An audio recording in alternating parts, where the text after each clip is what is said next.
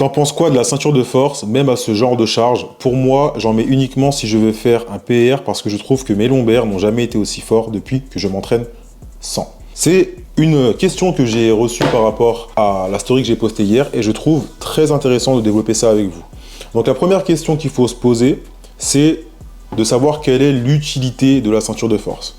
La ceinture de force, elle a pour but d'augmenter la pression intra-abdominale. La pression intra-abdominale, qu'est-ce que c'est? C'est tout simplement la pression que tu vas avoir au niveau de ton abdomen.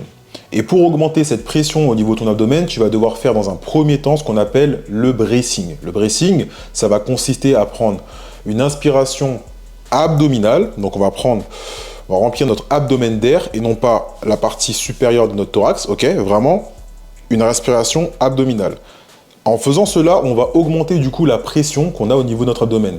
Cette pression-là, elle va avoir pour objectif de renforcer le gainage, le tronc et entre autres de venir protéger la colonne vertébrale. Mais attention, pour que ce soit efficace, il va falloir que cette respiration abdominale ne soit pas trop importante. Parce que si tu remplis ton abdomen d'air, mais que tu n'arrives pas à maintenir un gainage efficace, c'est-à-dire les abdos correctement contractés, ça ne servira à pas grand-chose.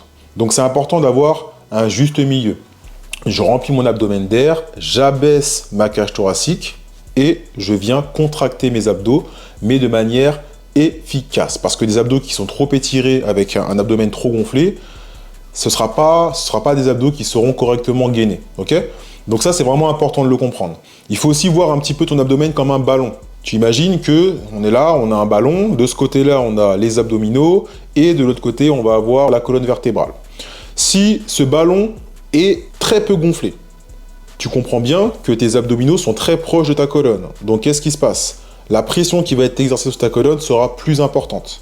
Voilà pourquoi la pression intra-abdominale, le fait de gonfler ton abdomen d'air, mais pas trop, tant que tu peux contracter tes abdos de manière efficace, c'est très important pour te préserver et éviter le risque de blessure. Ok?